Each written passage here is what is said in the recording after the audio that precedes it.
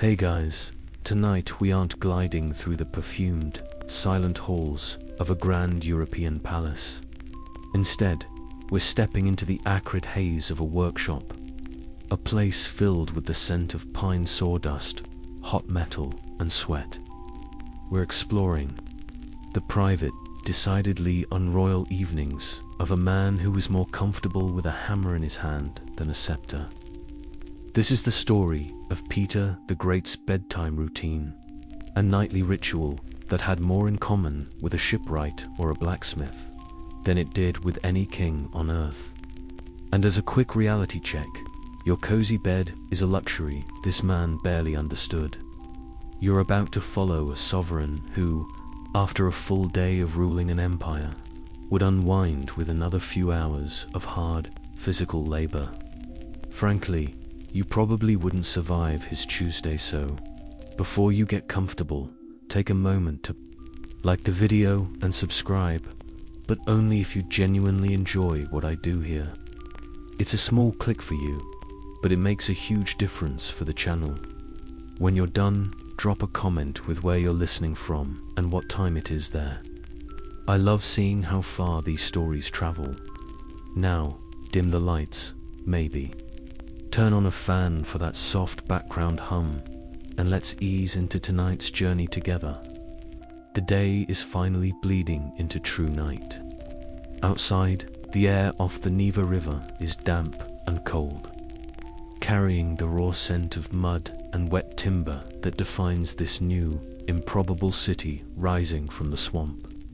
But in here, the air is warm, thick with the ghosts of a day's effort. You're standing in the corner of a workshop, a space that feels more like a laboratory or a craftsman's private paradise than any room associated with a Tsar. There are no silk tapestries on these walls, only sprawling nautical charts pinned next to anatomical drawings. There are no crystal chandeliers, only the low, functional glow of tallow candles and the faint, dying orange pulse from a small forge in the corner. Tools, hundreds of them, lie in what looks like chaos but is actually a system of personal order. Chisels and calipers share a bench with gleaming surgical probes. A half-finished leather boot sits near a complex clockwork model of a planetarium. This is a room of relentless, obsessive curiosity, and there, bent over a long wooden workbench, is the man himself. You can't miss him. Even hunched over, he's a giant, a figure of impossible scale for this cluttered room. This is Pyotr Alexeyevich Romanov, Tsar of all Russia. He stands 6 feet, 8 inches tall, a human exclamation point in an era of smaller statures. But tonight, he is not in his military uniform or royal regalia. He's wearing a simple, dark wool waistcoat over a coarse linen shirt, the sleeves rolled up to his powerful forearms, a worn leather apron stained with grease, and something that looks suspiciously like rust-colored blood is tied around his waist. His large hands, which could snap a man's neck as easily as sign a decree, are surprisingly gentle as they work. He's holding a small, intricate metal object up to the candlelight, turning it over and over, his brow furrowed in concentration. The only sounds are the soft rasp of a file against metal and the quiet, rhythmic crackle of the last embers in the forge. This is his sanctuary. This is how he unwinds. Forget quiet contemplation or reading poetry. Peter's meditation is manual. He's a ruler who believed that to command a thing, you must first understand how to build it with your own hands. This is a core tenet of his entire reign, a principle forged during his famous Grand Embassy. As a young man, he traveled across Europe, often incognito, not to hobnob with other royals, but to work. He spent months in the shipyards of Holland and England, working as a common carpenter, learning the mathematics of hull design and the art of joinery. He wanted a navy, so he became a shipwright. He wanted a modern army, so he learned artillery and siegecraft. He wanted a modern state, and he was determined to build it himself, rivet by rivet. Some might call it micromanaging. Peter would have just called it getting the job done properly. It's the ultimate. If you want something done right, do it yourself. Philosophy, just scaled up to the level of an entire empire. The object in his hand is a new kind of dental tool, one of his own design. His fascination with medicine and, specifically, dentistry's one of his most famous and unsettling quirks. He carries a sack of teeth with him that he has personally and often forcefully pulled from his subjects. Tonight, he isn't tormenting a courtier with a toothache. He's refining the instrument.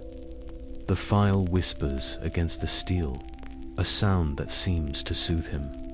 Historians still argue whether his obsession with manual labor was a genuine, deeply felt passion or a calculated political performance designed to show his break from the old, detached Muscovite traditions. Was this workshop his true self, or was it just another stage for the grand theater of his reign?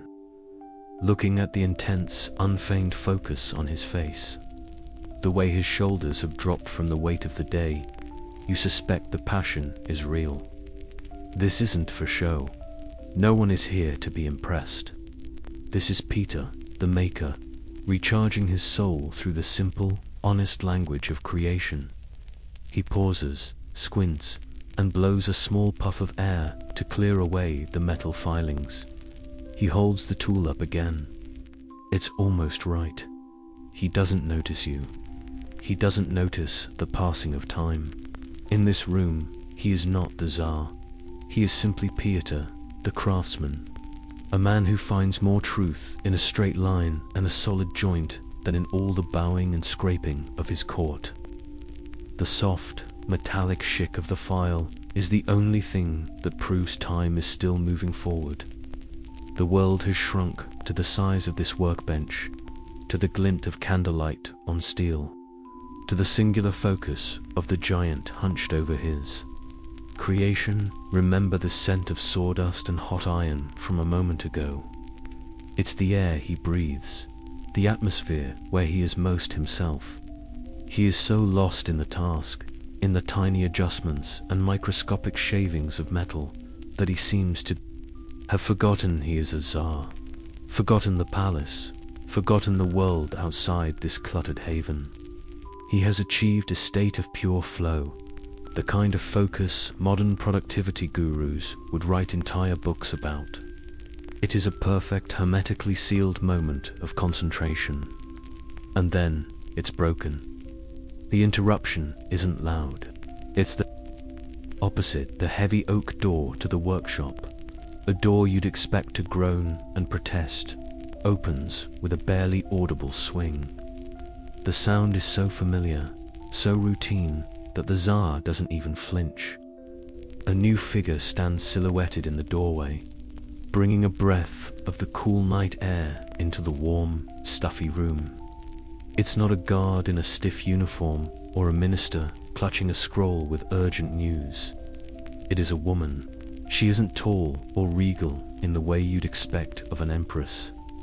She is of average height, with a soft, rounded figure that speaks more of comfort than of courtly discipline.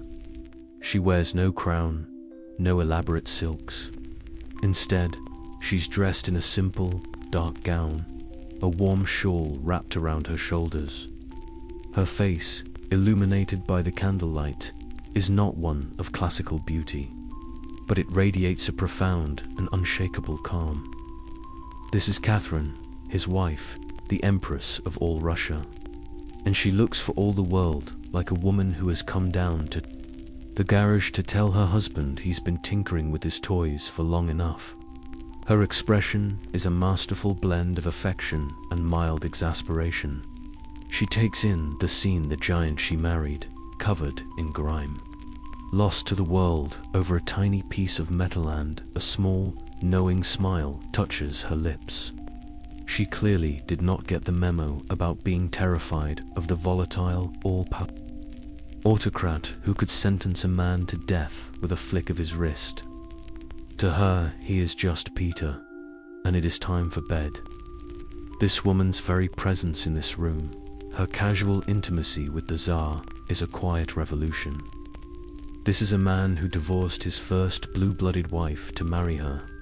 For Catherine was born Marta Skaraska, a Lithuanian peasant, a commoner, possibly a laundress, who was passed between soldiers as a spoil of war before finding her way into Peter's household. She was everything the Russian nobility was not: low-born, foreign, and uneducated. Yet she became his indispensable companion, his wife, and eventually his coroller. She was the ultimate outsider who had somehow found the very center of power. Not by political maneuvering, but by capturing the heart of the storm itself. She doesn't raise her voice. She doesn't need to, Petrushka, she says, her voice soft but firm, using a familiar, diminutive form of his name. Enough for tonight. Come, it's not a request. It's a gentle, undeniable command. You watch as the tension drains out of Peter's enormous frame. The fierce concentration in his eyes softens as he looks up at her. A moment ago, he was an elemental force of creation and obsession. Now, he just looks like a tired man. He lets out a long sigh, the air rattling. In his deep chest, he nods, a single, slow gesture of assent. This is her unique power. While generals and advisors trembled before his legendary rages, Catherine was the only person who could walk directly into the heart of them. It was said she could calm his terrifying convulsions and nightmares simply by holding his head and speaking to him in her steady, soothing voice. Historians still argue whether their bond was a genuine love match or a pragmatic codependency between a volatile, brilliant man and the only person on earth who knew how to manage him.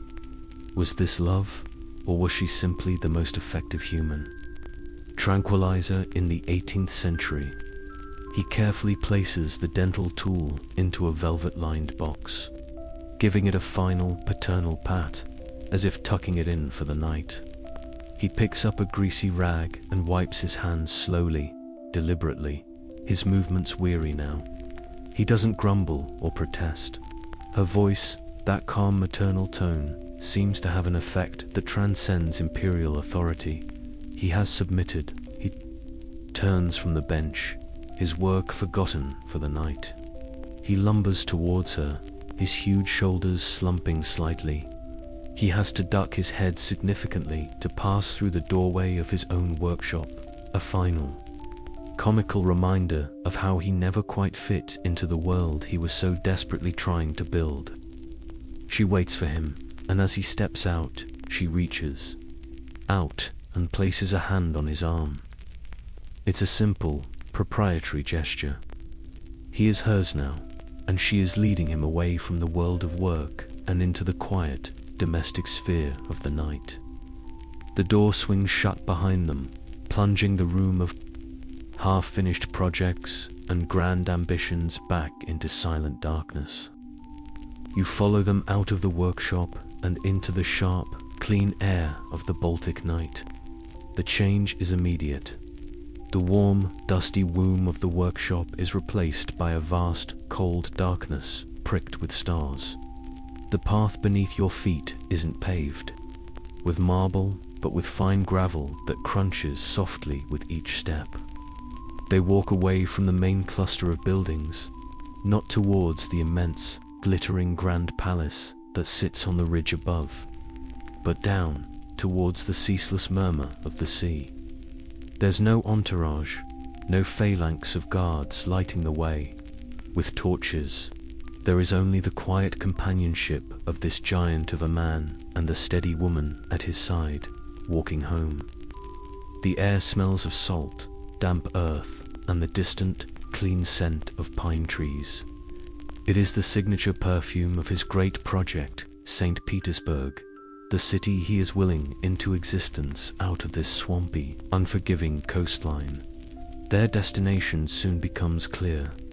It's a long, low building sitting right at the edge of the formal gardens, its windows looking directly out over the dark expanse of the Gulf of Finland. This is the Montplaisir Palace, which translates to my pleasure, and looking at it, you can't help but feel a little joke in the name. It's a palace in the same way a luxury yacht is a dinghy, compared to the Baroque monstrosities favoured by other European monarchs. Versailles, Schönbrunn, this place is positively humble. It's built of simple brick, with a whitewash trim and a sensible, steeply pitched roof. It looks less like the home of an autocrat and more like the summer house of a particularly successful Dutch merchant who made his fortune in shipping. It is, in every way, a reflection of the man who designed it. Practical, orderly, and with a direct, uncompromising view of the sea he loved. As Peter ducks once again to enter the door Catherine holds open, you slip in behind them. The inside confirms the promise of the outside. There are no soaring, vaulted ceilings meant to intimidate visitors and make them feel small. In fact, the ceilings are so low that Peter seems to have to consciously keep his shoulders stooped to avoid concussing himself on a wooden beam or a hanging lamp. The main corridor is narrow, the rooms that branch off it cozy to the point of being cramped. It feels less like a palace and more like the interior of a well-appointed ship. A design choice that was almost certainly deliberate. You can imagine that when the fierce Baltic storms roll in, the whole house must feel like it's sailing through the night. The decor is just as personal and peculiar. The walls aren't hung with grand portraits of his ancestors in powdered wigs. Instead, in the main gallery, they are covered from floor to ceiling in thousands of blue and white tiles, the kind you'd find in a kitchen in Delft or Amsterdam.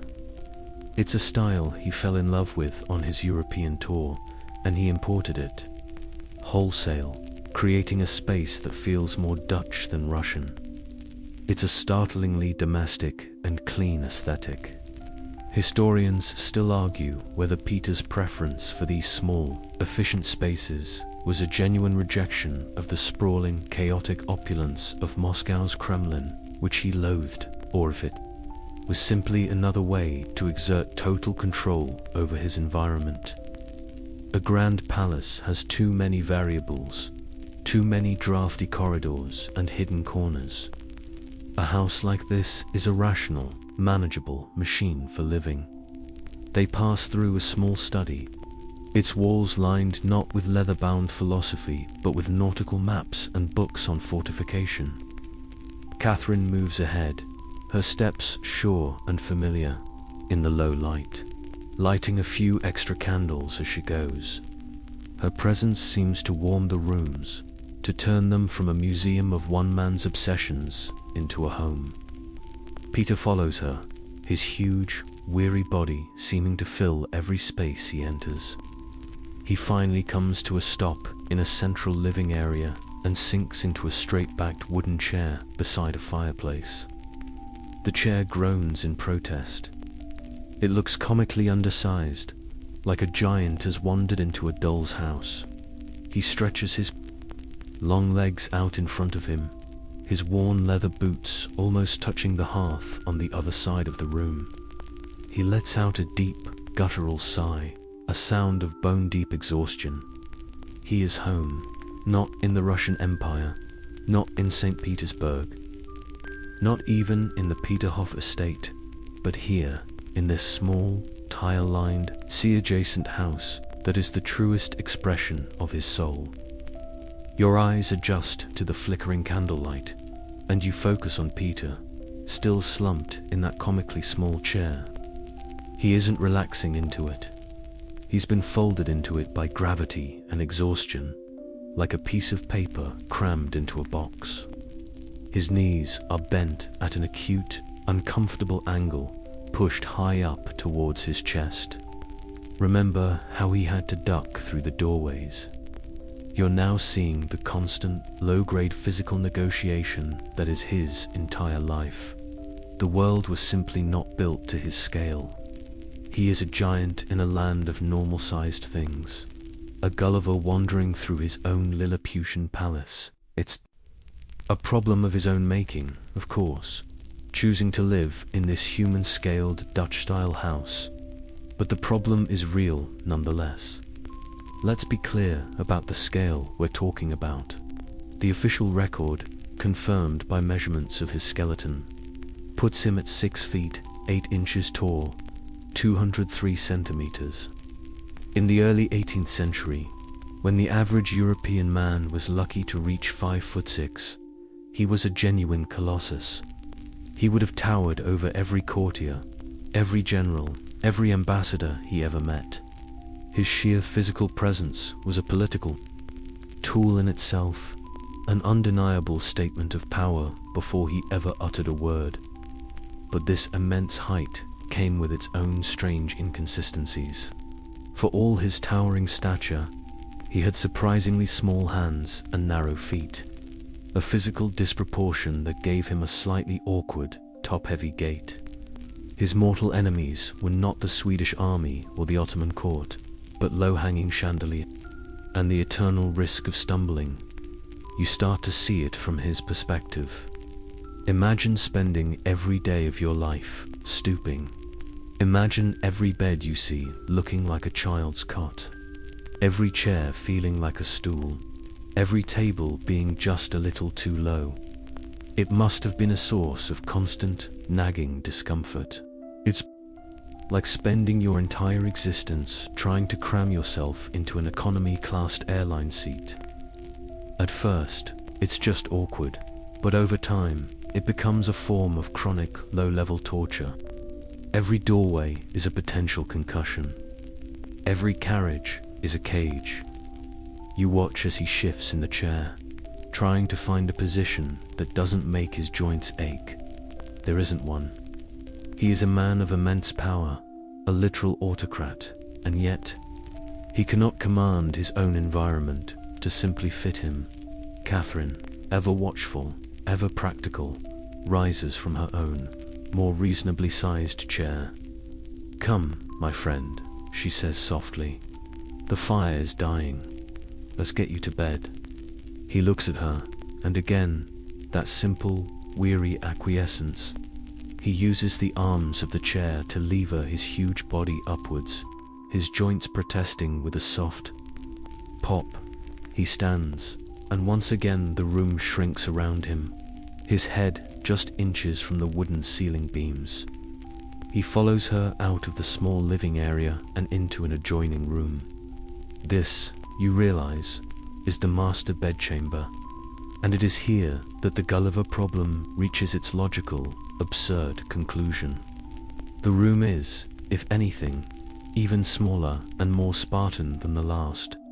It is dominated by a large curtained window looking out onto the dark sea, and a simple wooden wardrobe. And the bed. You look at the bed, and you almost want to laugh. It's a handsome piece of furniture, made of dark, carved wood, but it is spectacularly, undeniably short. It can't be more than 6 feet long. A bed designed for an average man is now the designated sleeping place for a giant. This isn't an accident or an oversight. This was his actual bed. The quirky, unbelievable tidbit is that the man who built a new capital city from scratch, who commanded armies and navies, slept every night in a bed that was almost a foot too short for him. He would have had to sleep in a permanent fetal position, or with his feet dangling awkwardly off the end, exposed to the cold night air. Historians still argue whether his choice of a short bed was a form of ascetic self-discipline, a way of mortifying the flesh like a medieval monk, or if it was a strange adherence to an older tradition.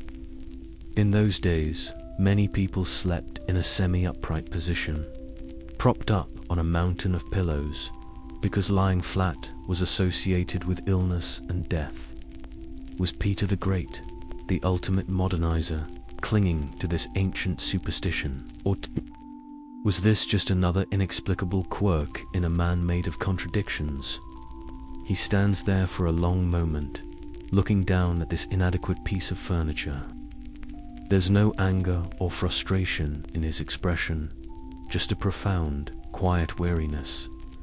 This is the final challenge of his day, not a political plot or a military strategy, but the simple, physical problem of how to arrange his giant's body on this tiny rectangle of horsehair and linen for a few hours of precious, fleeting rest. He stands there, a titan dwarfed by the simple, impending challenge of his own bed. The weariness you saw in the living area has now settled deep into his bones. It's a fatigue that comes not just from a day of forging tools and ruling an empire, but from a lifetime of forcing his oversized body to fit into a world not designed for it. You can see it in the slump of his massive shoulders, in the way his gaze is fixed on the short mattress as if it's a final, unconquerable opponent. Catherine, ever attuned to his moods, sees it too. She knows this kind of exhaustion requires more than just rest. It requires a specific kind of anesthetic. She moves quietly to a dark wood cabinet in the corner of the room. It's a plain, functional piece of furniture, much like everything else in Montplaisir. From it, she retrieves a simple, unlabeled glass bottle containing a clear liquid, and two small, sturdy beakers, likely made of pewter. There is a quiet efficiency to her movements. This is clearly a ritual, a well-practiced part of their nightly routine. Her role as empress seems to have 1,000 unwritten clauses, and being the royal bartender is evidently one of the most important. She unstoppers the bottle, and a sharp, medicinal scent cuts through the salty air from the window. It's the smell of potent vodka, likely one of his preferred varieties flavored with anise or pepper. A harsh spirit meant for effect, not for leisurely sipping. You can't talk about Peter the Great without talking about his relationship with alcohol. It was legendary and frankly terrifying. His court was famous for its marathon drinking parties, compulsory binges that could last for days. To manage these debauched affairs, he created a grotesque parody of the church known as the Old Jokin, Old Drunken Synod of Fools and Jesters. This was his inner circle, a collection of cronies given mock religious titles like Prince Pope, an Archdeacon of Bacchus, whose primary liturgical duty was to consume heroic quantities of alcohol. Their sacred texts were drinking songs, and their holy relics were enormous goblets. It was a bizarre, often cruel spectacle that made the wildest fraternity party look like a sleepy afternoon tea. But this moment is different. This isn't a public performance of drunken dominance. This is a private prescription. Catherine hands him one of the pewter beakers. In his huge, calloused hand, it looks like a toy, a thimble. He takes it without a word, his eyes still distant. There's no toast, no ceremony. He brings the cup to his lips and downs the contents in a single, practiced gulp. You can almost feel the fiery trail of the liquid as it hits his system. His eyes close for a second, and a slight shudder runs through his body. This isn't a beverage, it's a reset button. This raw, powerful spirit was his constant companion, while he famously used the cup of the White Eagle, a massive vessel holding over a liter of vodka to punish or intimidate guests and ambassadors. This nightly dose seems more personal. It's less about forcing others to drink and more about his own needs. Historians still argue whether Peter's reliance on alcohol was primarily a tool for social and political domination, a way to break down the inhibitions and formalities of his court, or if it was a desperate form of self-medication for a man, in near-constant physical and psychological pain. Was he the master of the chaos, or its primary victim? Here, in the quiet of his bedchamber, with only Catherine as a witness, the self-medication theory feels overwhelmingly true. You watch as a subtle change comes over him. The harsh, potent spirit doesn't make him loud or jovial. Instead, a wave of warmth seems to spread through his chest, unknotting something deep inside him. The tight lines of pain and exhaustion around his eyes soften just a fraction. The ever-present tension in his shoulders eases. It doesn't bring him joy, but it brings him down from the sharp peak of his daily stress. It's a chemical buffer between the relentless man he has to be all day and the vulnerable man who must now try to sleep. He hands the empty beaker back to Catherine, who places it silently back in the cabinet. The ritual is over. He is as ready as he will ever be. The fiery warmth of the vodka has done its work. A fragile peace has settled over Peter. The taut wire of energy that always seems to hum beneath his skin has slackened, and he finally turns his full attention to the last major task of the evening, getting ready for bed. There is no valet, no powdered servant to assist with buttons and bows. There is only Catherine, who moves to the simple wooden wardrobe and retrieves his nightclothes. This entire evening, you realize, is a slow, steady process of stripping away layers, both literal and metaphorical. He begins to undress. First comes the heavy wool waistcoat, which he drapes unceremoniously over the back of that long-suffering chair. Then he unties the leather apron, the one stained with grease and workshop grime, and lets it fall to the floor. Finally, he pulls the coarse linen work shirt over his head. For a moment, his torso is bare in the flickering candlelight, and you see that his body is a historical document. It is the body of a 50-year-old man who has lived a hard, physical life. He is surprisingly lean for such a large man, all long bone and sinewy muscle. His skin is weathered, crisscrossed with the faint silvery lines of old scars. You can imagine their stories: a careless slip with a chisel in the shipyard, a burn from the forge, perhaps a shallow cut from a Swedish bayonet during the chaos of battle at Poltava. This is not the pampered, pale flesh of a monarch who lives his life on a throne. This is the body of a man who wades into the fray. His choice in clothing, both day and night, was a deeply political statement. This is the man who, upon his return from Europe, declared war on the traditional dress of the Russian aristocracy. He saw the long, flowing robes and magnificent beards of the boyars as symbols of the stagnant Asiatic past he was desperate to escape. So, he instituted his infamous beard tax, forcing men to pay for the privilege of keeping their facial hair, with tax collectors sometimes publicly and violently shaving those who refused to pay. He decreed that courtiers must adopt the shorter, tighter, and in his view, more practical coats, breeches, and stockings of the West. His own simple, functional attire was the ultimate example of him leading by example. He wasn't just telling his nobles to modernize, he was wearing modernization on his own back.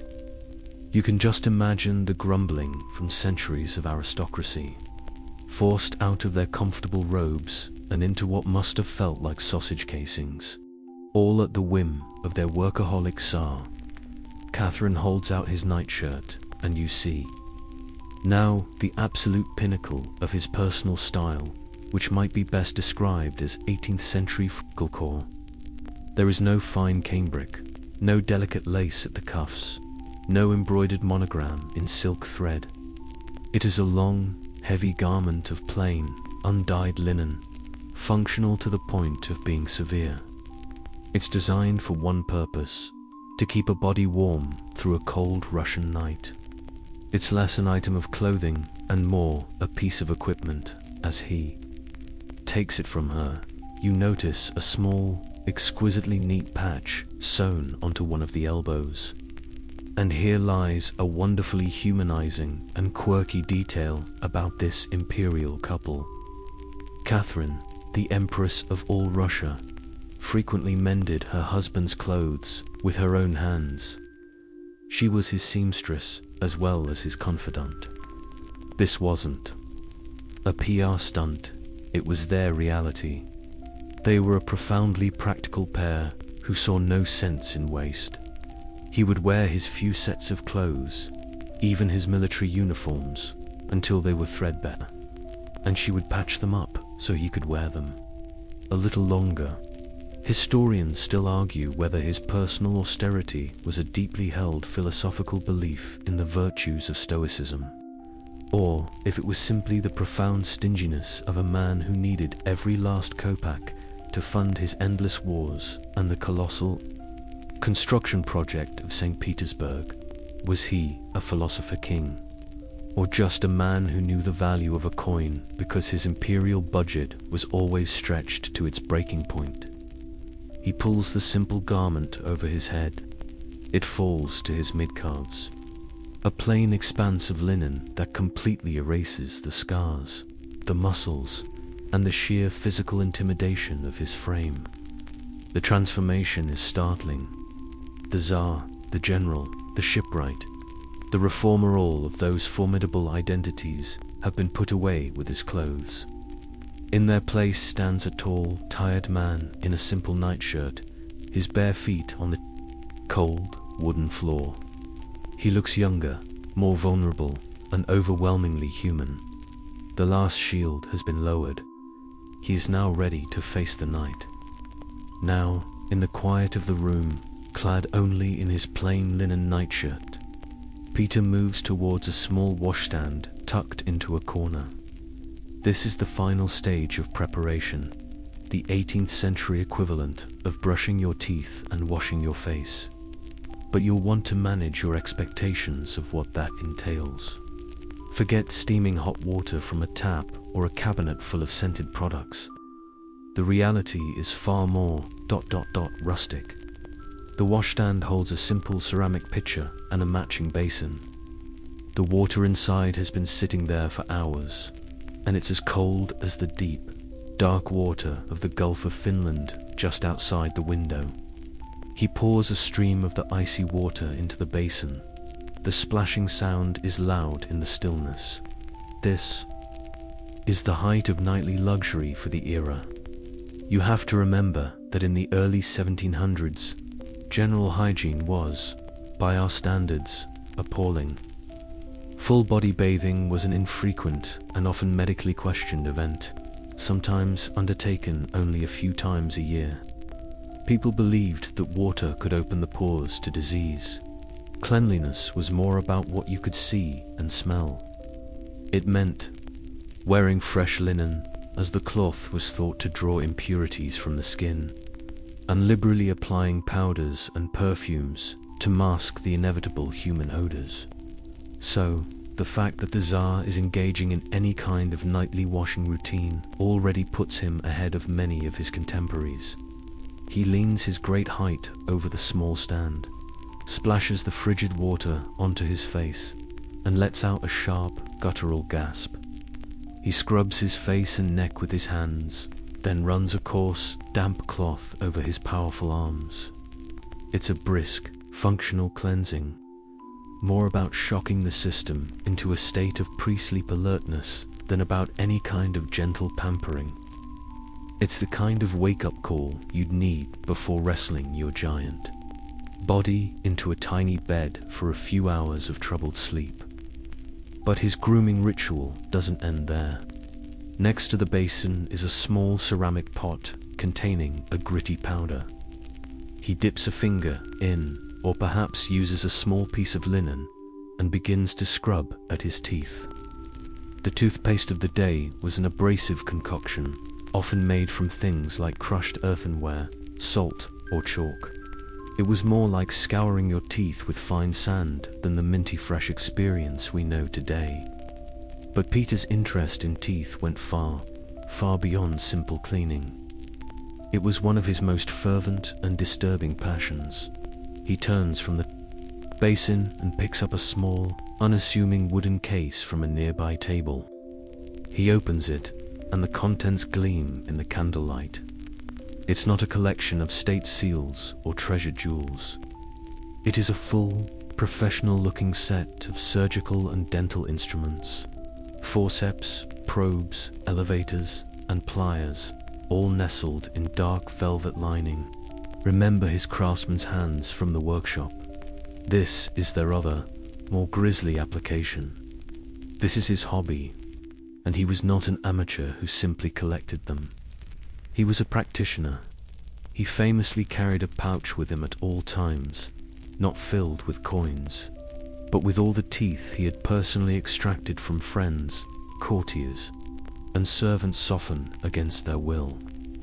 The phrase, "the Tsar will see you now," probably induced more terror when accompanied by a toothache than by a charge of treason. Historians still argue whether Peter's obsession with surgery and dentistry was born from a genuine, albeit morbid, scientific curiosity, a desire to understand the mechanics of the human body, or if it was a manifestation of a darker, sadistic impulse. Was he the enlightened monarch, eager to bring modern medicine to his backward nation, one pulled tooth at a time? Or was he a man who simply enjoyed the absolute power of being able to pry open a courtier's mouth and inflict a bit of casual, therapeutic torture? Tonight, thankfully, there are no patients. He picks up a small, long-handled mirror and one of the sharper-looking probes, his movements precise and clinical. He leans in close to a candle, opens his own mouth, and begins to examine his teeth with the detached interest of an engineer inspecting a machine. You are watching a man perform a self-diagnosis, a moment of chillingly modern self-scrutiny. He prods at a molar, his expression unreadable. For him, the body was just another system to be understood, mastered, and if necessary, repaired even. If the repairs were brutal, after a moment, he seems satisfied. He places the instruments back into their velvet beds with a soft click and closes the lid on his grim hobby. The final ritual is complete. He is clean in his own way. He is ready. He turns from the washstand, the strange ritual of self-examination complete. The path to the bed is clear now, just a few short steps across the cold wooden floorboards. It is the moment he has been moving towards all evening, the final surrender, to rest, but he hesitates. A subtle change comes over him. His massive frame goes rigid for a heartbeat, and his hand clenches into a fist at his side. The brief calm brought on by the vodka seems to evaporate, replaced by a new, sharper tension. You are witnessing the arrival of his most constant and hated companion, pain. It isn't a pain you can see, like a scar or a bruise. It's a deep, grinding, internal ache, a fire low in his belly that never truly goes out. It's his body's own private rebellion against the iron will of its master. While he spent his days reshaping the geography and culture of a continent, his own internal plumbing was staging a coup. For much of his adult life, Peter suffered from a severe and agonizing urinary tract issue, most likely a urethral stricture or chronic bladder stones. In an age before antibiotics, anesthesia, or effective surgery, this was a life sentence of intermittent torment. It meant that a basic bodily function was often an ordeal of searing pain, and it carried the constant, terrifying risk of a complete blockage, which would be a swift and excruciating death sentence. Suddenly, so many pieces of his personality click into place. Remember the potent, throat-scorching vodka he downed earlier? You see it now not as the drink of a carouser, but as the desperate medicine of a man trying to numb a pain that no doctor could cure. Think of his notorious, terrifying rages, which could erupt with the force of a volcano. How many of those were triggered not by a courtier's incompetence, but by a sudden, blinding spike of this internal agony? It's difficult to maintain the composure of an enlightened monarch when you're dealing with a level of internal discomfort that would send a modern person straight to the emergency room. As he stands there, wrestling with this invisible foe, a strange and disturbing thing happens. His head jerks violently to the side, his neck muscles contorting, and the left side of his face is pulled into a grimace. It's a sudden, shocking spasm, a nervous tic that was well documented by those who knew him. It would often appear when he was agitated, angry, or, like now, in the throes of intense pain. It's a crack in the marble facade, a brief, horrifying glimpse of the storm raging inside the man. The tic is gone as quickly as it appeared, but it leaves behind a sheen of cold sweat on his brow. Catherine, who has seen this 1,000 times, doesn't flinch. Her calm is a steady anchor in the sea of his turmoil. This nightly confrontation with his own frailty adds another layer to his relentless, almost manic energy. Historians still argue whether the sheer force of his will was a natural product of his personality, or a necessary psychological tool he developed to constantly override the debilitating pain that plagued him. Was his famous impatience and his need to always be moving, always be doing, a way to outrun his own body? Perhaps, if he was busy enough, building a ship or designing a fortress or interrogating a suspect, he could ignore the fire within. But in the quiet moments, like now, in the stillness of the bedchamber, the pain had nowhere to hide. It cornered him every single night. Catherine closes the distance between them. There is no medicine she can offer, no magic word to make it stop. The royal physicians, with their potions of mercury and their prayers, were worse than useless. All she can do is be there. She places a warm, steady hand on the small of his back, a simple, grounding gesture. She says nothing. Her silence is more comforting than any empty reassurance. He leans into her touch ever so slightly. Slowly, you see him win the battle, or at least fight the pain to a stalemate. He masters himself through sheer force of will. The rigid set of his shoulders relaxes. He takes a long, shuddering breath and lets it out. The wave has passed, receding to the familiar, dull ache that is his baseline. He is a man fighting a war on 3 fronts. A political war against the old ways, a physical war against the limitations of the world, and this secret, internal war against his own body. And of the 3, this is the one he can never truly win. He can only endure it, one night at a time. The tremor from his body's revolt subsides, but a fragile quiet remains. He is like a battlefield after the fighting has stopped, littered with the unseen wreckage of his struggle. In this vulnerable moment, you truly understand Catherine's role. She is not just an empress or a wife. She is a specialist. She is the only person on the planet qualified for the job of managing Peter the Great's soul. Her hand remains on his back, a point of warmth and stability, and she gently guides him the final few steps until he is sitting on the edge of that absurdly short bed. For a man who leads armies and dictates the course of nations, he is surprisingly willing to be led by her. What happens next is the heart of their nightly ritual, a secret and intimate ceremony of calming. She sits beside him on the bed, and with a soft murmur, she encourages him to lie down, not on the pillow, but with his head resting in her lap. He complies without question, his enormous body curling into a tight crescent to fit on the mattress. his head finding its familiar place in her care. It is an act of profound surrender. This man of iron will and terrifying power, this giant who trusts almost no one, places himself in a position of complete vulnerability. He closes his eyes, and then she begins her work. This is her unique, an uncanny talent.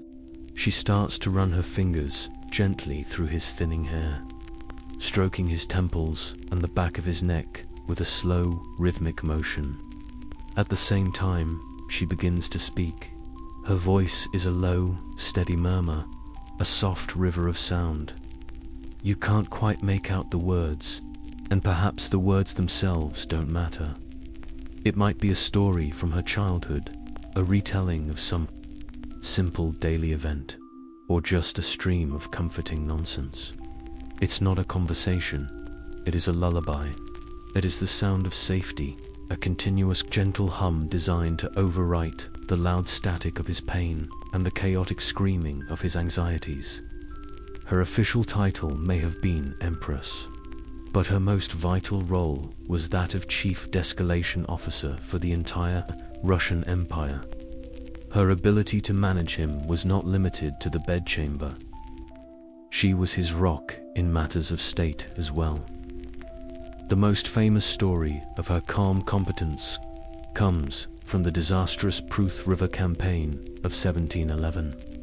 Peter, in a moment of reckless overconfidence, had led his army deep into Ottoman territory only to be completely surrounded by a Turkish force 4 times the size of his own.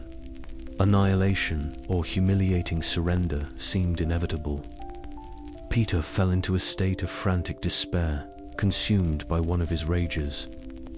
It was Catherine, a former peasant girl on a military campaign, who kept her head. According to the legend, she gathered all of her own jewelry and encouraged the other officers' wives to do the same, creating a treasure chest which she then used to successfully bribe the Ottoman Grand Vizier. The result was a peace treaty, not a massacre. She saved the Tsar, the army, and possibly the future of Russia, not with a sword, but with pragmatism and a few trays of diamonds. So as you watch her now, gently stroking his head, you see not a subservient wife, but a woman of immense capability. Historians still argue whether Catherine's power over Peter was purely emotional and psychological, the result of a deep and trusting love, or if she possessed an almost physical, hypnotic ability to soothe his specific neurological afflictions. Was it simply her loving presence that calmed his facial tics and his rages? Or was there something in the specific pressure of her touch or the unique cadence of her voice that acted as a biological key, directly calming his tormented, nervous system? You can see the effect, whatever its source. Under her gentle ministration, the last vestiges of tension melt away from Peter's body. The harsh lines on his face, carved by decades of pain and worry, begin to smooth out. The fist he had clenched by his side has gone lax, his long fingers uncurling. His breathing, which was shallow and tight, deepens into a slow, regular rhythm. The restless giant is finally becoming still. She has done what no minister, general, or physician could do. She has navigated him through the treacherous straits of his own mind and body and brought him safely to the calm harbor of near sleep. He is not yet fully asleep, but the storms have passed. For tonight at least, the Empress's lullaby has worked its magic once again. The room is a cocoon of tranquility. Catherine's rhythmic stroking and the low, steady drone of her voice have worked their magic. Peter's breathing is deep and even, his giant's body finally at rest, his head a heavy, trusting weight in her lap. You feel the peace settle into the small bedchamber, a profound quiet that feels earned after the long day and the nightly parade of pain and anxiety. This is a sanctuary, a sealed vessel of calm sailing through the dark Russian night. But then, a sound from beyond the door reminds you that no sanctuary is ever truly sealed. It's a soft sound, easily missed. A muffled giggle, quickly suppressed. Then a soft thud, as if someone clumsy has bumped into a wall, followed by a sibilant shush. You realize with a jolt that they are not alone. Remember how small this house is, how the rooms are all clustered together. The concept of a private wing is a luxury this layout doesn't afford. The hallway immediately outside the bedroom door is not empty. There are people out there, listening, waiting. You drift towards the door, which is cracked open just enough to offer a sliver of a view into the dimly lit corridor. What you see is a scene of profound strangeness. Huddled on a bench against the wall are two figures. One is a man well past middle age, dressed in a mismatched jester's costume of faded velvet, his face a mask of practiced boredom. The other is a woman of very short stature, a court dwarf, wrapped in a fine wool shawl, her eyes wide and alert in the gloom. They are part of the Tsar's permanent, peculiar entourage. This is the court's bedside manner. Court jesters and fools were a staple in European monarchies for centuries. But Peter the Great, with his obsessive collector's impulse, took this tradition to a bizarre extreme. He didn't just have a jester. He had a vast retinue of what he called curiosities. He actively sought out and employed people with dwarfism, gigantism, and other notable physical variations. They were a living, breathing cabinet of curiosities, a constant presence in his court, at his parties, and, evidently, right outside his bedroom door. Their job description was fluid. It involved entertainment, companionship, and sometimes just existing for the Tsar's amusement. It was a career in professional loitering, and in Peter's Russia, it was a surprisingly stable gig. The presence of these attendants was not always benign. Peter's affection for them was often intertwined with a casual, theatrical cruelty. In 1710, he staged one of the most famously bizarre events of his reign, the wedding of two of his favorite court dwarfs, Yakov, Turgenev, and the dwarf's chosen bride. He threw a lavish state-sponsored feast, building miniature coaches and creating tiny tableware, and forced the most powerful and high-ranking nobles in Russia to attend the mocking spectacle. It was a display of absolute power, a way to remind everyone that he could turn anything, even a sacred rite, like marriage, into a tool of his own amusement and a lesson in humility for his puffed-up aristocracy.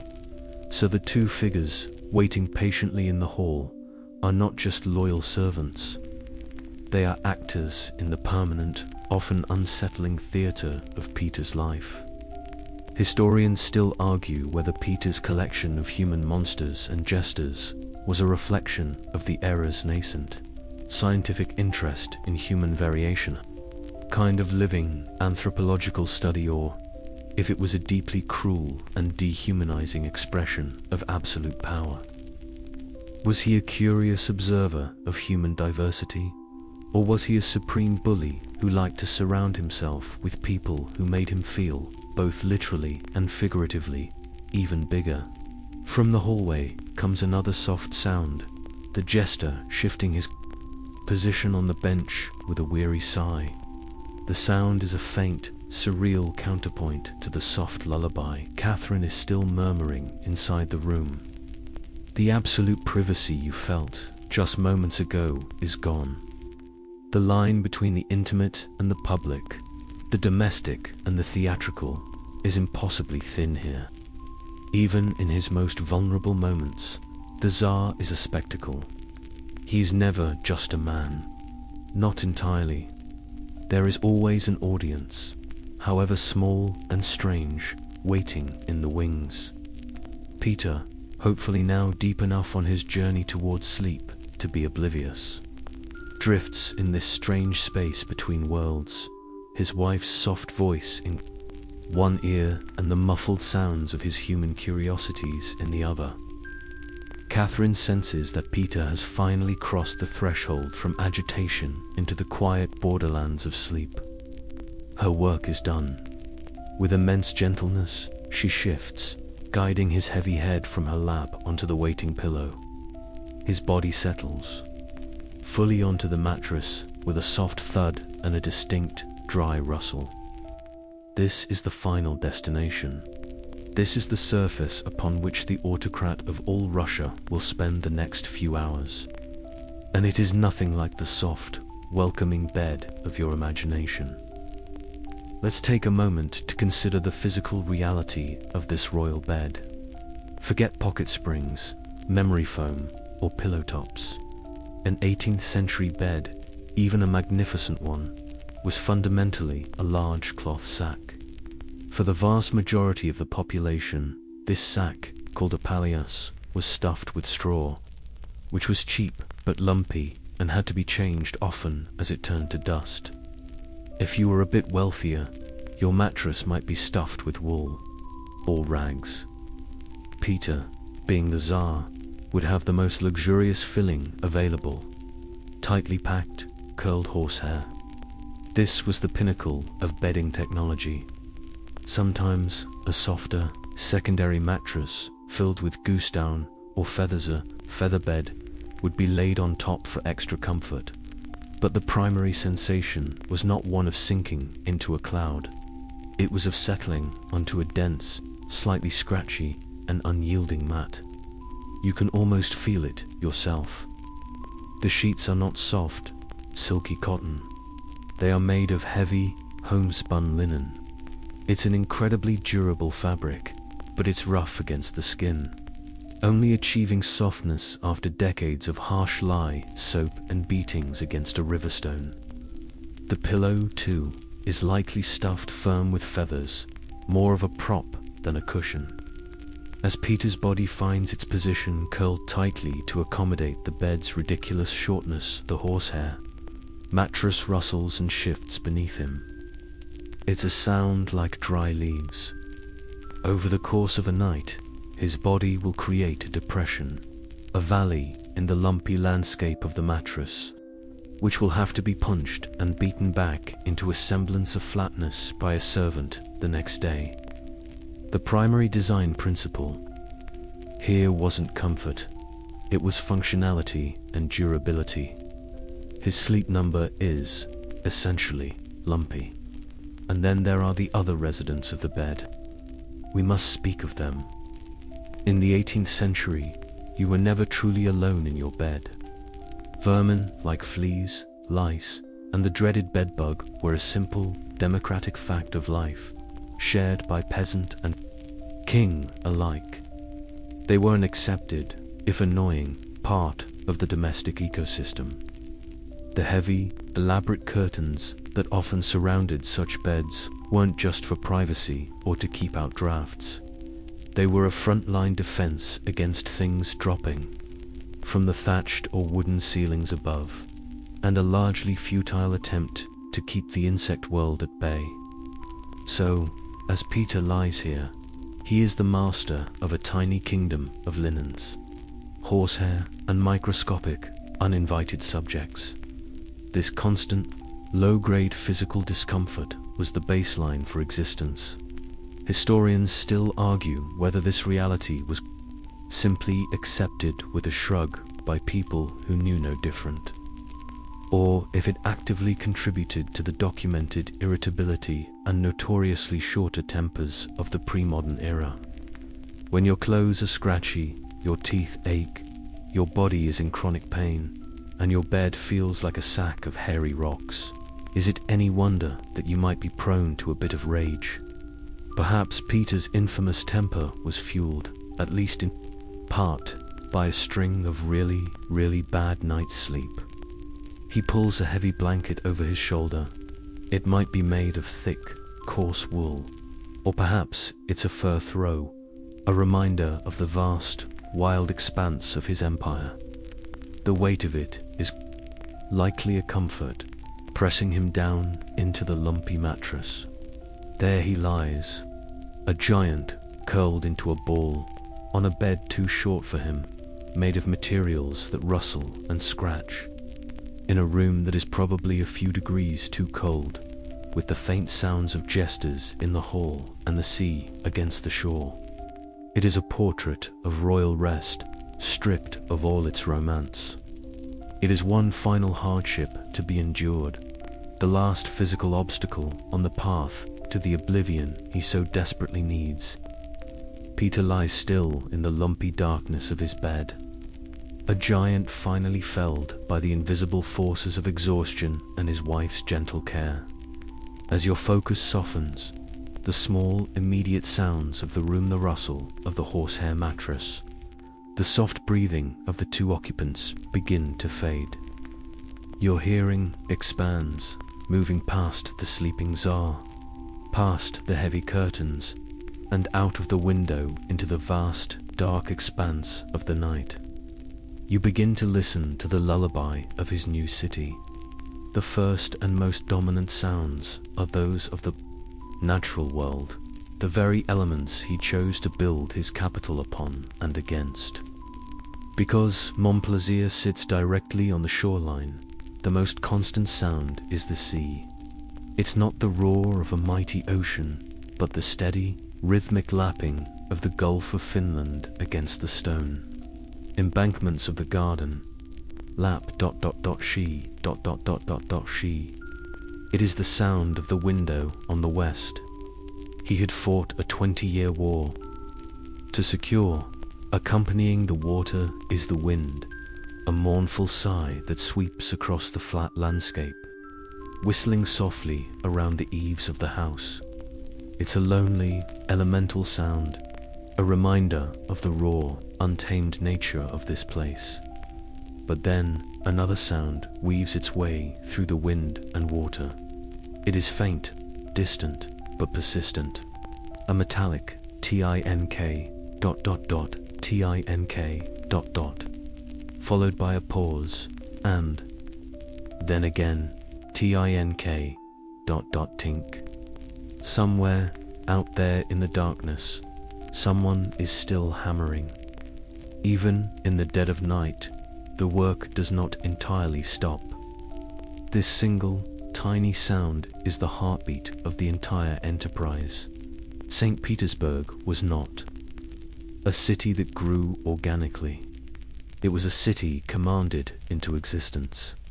It was built at a furious, brutal pace on a hostile swamp, a place of mud, mosquitoes, and punishing winters. The labor was done by an army of conscripted serfs, Swedish prisoners of war, and convicts, tens of thousands of whom perished from disease, malnutrition, and exhaustion. They said the city was built on bones, and they were not wrong. That distant hammering is the sound of Peter's will being relentlessly imposed upon the landscape, the sound of his dream being built, one painful nail at a time. The concept of a 24-hour construction crew isn't a modern annoyance. It was practically a state policy under Peter. As you listen more closely, other noises of this frontier capital emerge. The sudden, frantic barking of a dog, followed by a shouted curse from a nearby barracks, the mournful bray of a mule from one of the vast labor camps. From the harbor, the ghostly creak and groan of a ship's rigging as it strains against its anchor. These are not the sounds of a sophisticated European metropolis. They are the sounds of a massive, sprawling, chaotic construction site. And then, a truly wild sound pierces the night. A long, mournful howl, rising and falling in the distance. In the early years of St. Petersburg, this was not an uncommon sound. The city was a small island of human activity in a vast, dark wilderness of forest and swamp. The boundary between the two was porous, and it was a frequent problem that wolves would wander into the half-lit, unfinished streets at night, drawn by the scent of refuse and livestock. That howl is a stark reminder of how fragile this whole project is. How quickly the old, wild Russia could swallow his new European paradise. A little closer, you hear the human sounds of the city at rest. A snatch of drunken singing from a tavern near the docks, where foreign artisans and sailors drink away their wages. Then, the clearest human sound of all, the cry of the night watchman making his rounds. Past 2 of the clock, and all is well. His voice sounds small and hopeful against the vast darkness. In a city where wolves still roam and the death toll from construction is a state secret, all is well feels less like a statement of fact and more like a desperate prayer. Historians still argue whether Peter truly envisioned St. Petersburg as a utopian paradise, as his official propaganda relentlessly claimed, or if he saw it primarily as a cold, hard, strategic necessity, forward naval base and shipyard that was merely disguised as a capital city. Was the European architecture and the network of canals a genuine dream of a new culture, or was it just pretty window dressing on a fortress? Lying in his bed, these sounds are the fabric of Peter's world. The lapping water, the sighing wind, the distant hammer, the howling wolf. For him, this might be the most reassuring symphony imaginable. It is the sound of his creation, living and breathing and growing in the darkness. It is proof that the work continues, even while he sleeps. The symphony of the city, the wind, the waves, the distant, lonely hammering, begins to warp and fade. As Peter sinks deeper into sleep, the external world dissolves, and you are pulled along with him into the treacherous, lawless country of his subconscious. The sounds of St. Petersburg are replaced by the sounds of memory. The landscape of his dreams is not a peaceful one. It is a place of smoke, snow, and the color red. The dream begins with the disjointed logic of all nightmares. It's a sensory assault before it's a story. You feel a biting cold, the crunch of snow underfoot, but you also smell something warm and metallic, the unmistakable coppery tints of blood. You hear shouting, not the distant cries of a night watchman, but a terrifying close-up roar of a mob. And above all, you feel a suffocating, paralyzing fear, the pure, helpless terror of a child, because this is where his nightmares always begin. Not with his own battles or his political struggles, but in the year 1682, on a grand outdoor staircase in Moscow known as the Red Porch.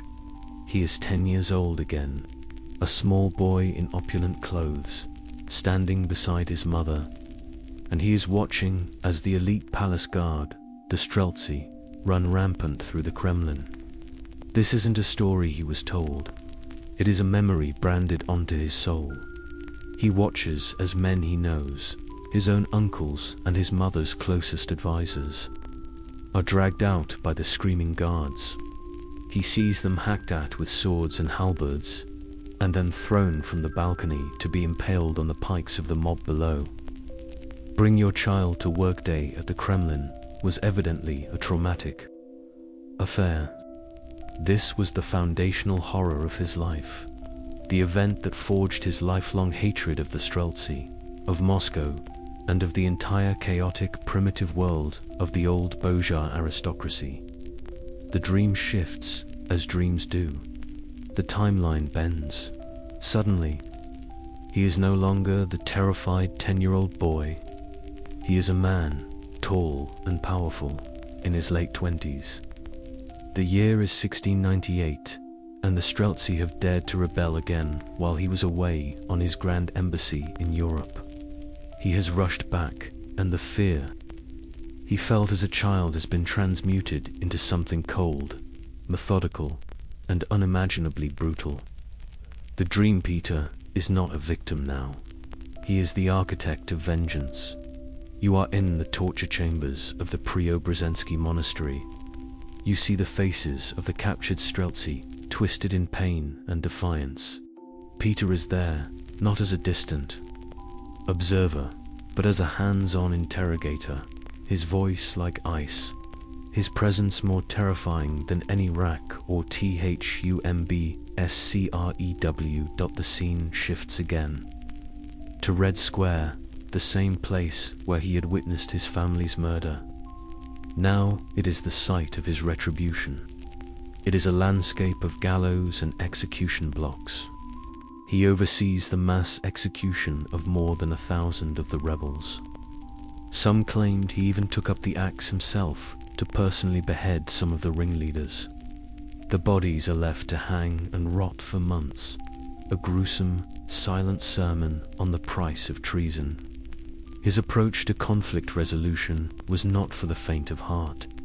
Historians still argue whether Peter's legendary cruelty in this matter was a calculated instrument of state policia, necessary and unforgettable. Lesson to anyone who would ever challenge him again, or the uncontrolled, pathological lashing out of a man permanently scarred by his childhood trauma. Was this political theatre, or was he simply making the men of 1698 pay for the sins of the men from 1682? In the nightmare, the two events bleed into one another. The faces of his murdered uncles merge with the dying faces of the men he condemned. He is both the terrified boy watching the slaughter and the terrifying Tsar commanding it. The ghost of a bloody axe feels heavy in his sleeping hand.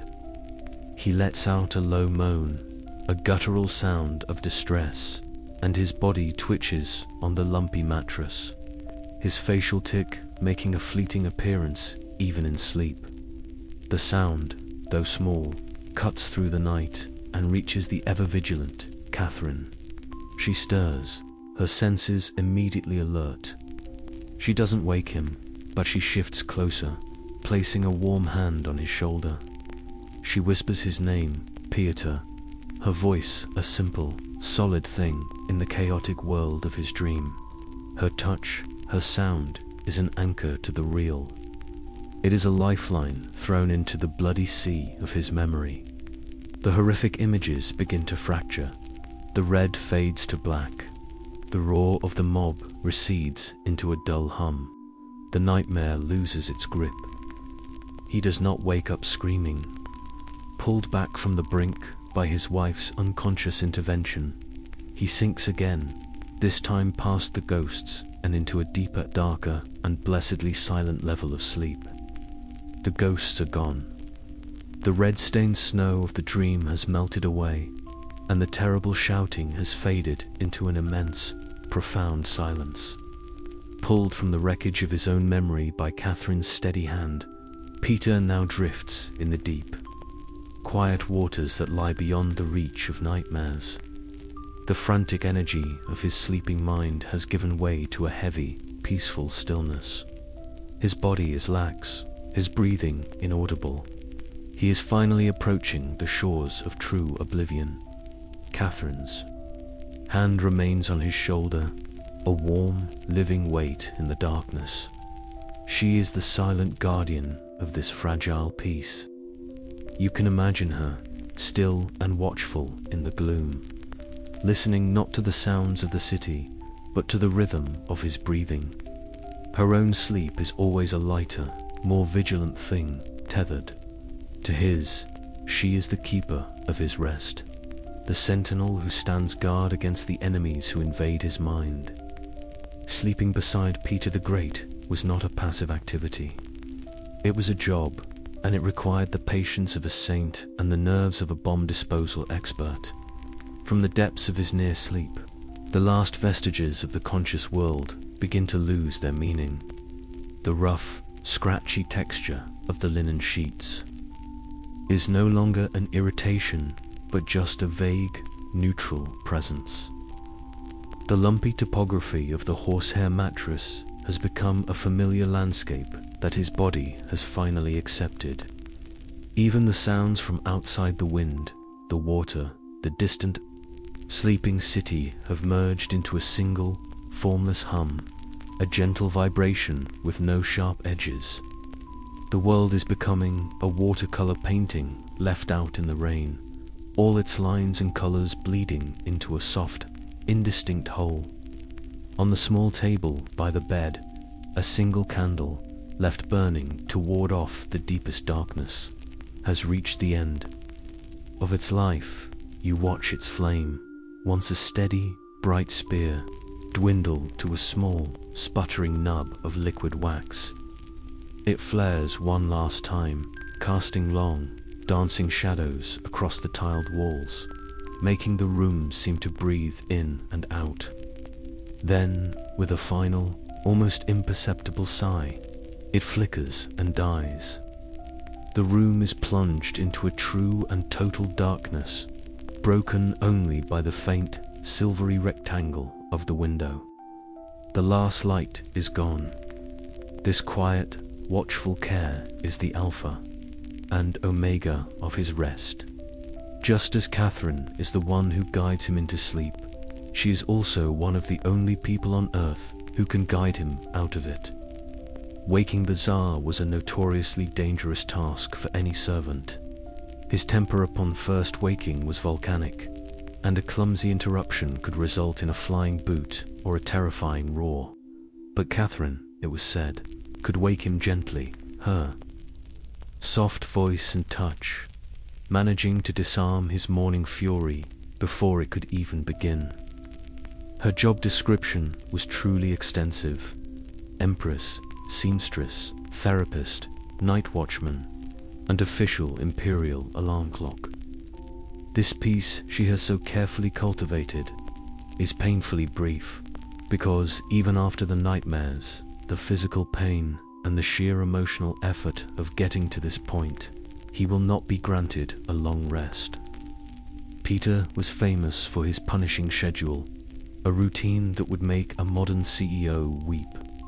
He would wake unfailingly early, usually around 4 in the morning, ready to launch himself into another 17-hour day of shipbuilding, governing, and reforming.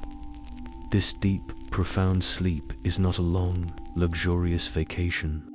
It is a frantic, high-speed refueling stop. Historians still argue whether Peter's chronic and severe sleep deprivation was the secret engine of his incredible productivity or a primary contributor to his infamous volatility and declining health. Did the manic energy born from a lack of rest allow him to cram 3 lifetimes of work into one? Or was the constant exhaustion slowly poisoning his system, exacerbating his rages, and worsening the very ailments that made sleep so difficult in the first place? But for now, such questions don't matter. The machine has finally, mercifully, shut down. In the absolute darkness, Catherine, assured that he is safely anchored in the depths, allows her own vigilance to soften. She settles beside him, her breathing joining his in the quiet rhythm of sleep. The peasant girl to an empress and the haunted giant Tsar, the two halves of a strange and powerful whole, are finally adrift together. The last flicker of consciousness is gone. There is only the deep, dreamless dark. Hours have passed. The world has turned on its silent axis, and you are now suspended in the deepest hour of the night. This is the profound stillness that exists just before the dawn, the quietest moment of the 24-hour cycle. The distant hammering has long since ceased. The drunken songs from the taverns have died out. Even the jesters in the hall have finally succumbed to sleep, curled up on their bench. The only sounds left are the eternal ones, the whisper of the wind and the soft, steady breathing of the two people in the bed. You are experiencing a silence that is almost extinct in the modern world. It is a quiet so deep and pure that it feels like a physical presence. There is no background hum of electricity, no distant drone of traffic, no faint electronic glow from a charging device. It is a silence woven from darkness and cold air. a quiet that allows you to hear the beat of your own heart. This is the true peace of the pre-industrial night, a stillness the Tsar himself, for all his power, could not command, but could only receive as a gift from the turning of the earth. In the faint, silvery light filtering through the window, you can see them. They are no longer the Tsar and Empress. The weight of their titles and the violence of their histories have been temporarily lifted. They are just two bodies, sharing a small space for warmth and comfort.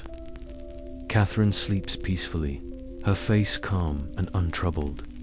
She has done her work, and she rests with the quiet confidence of a job well done.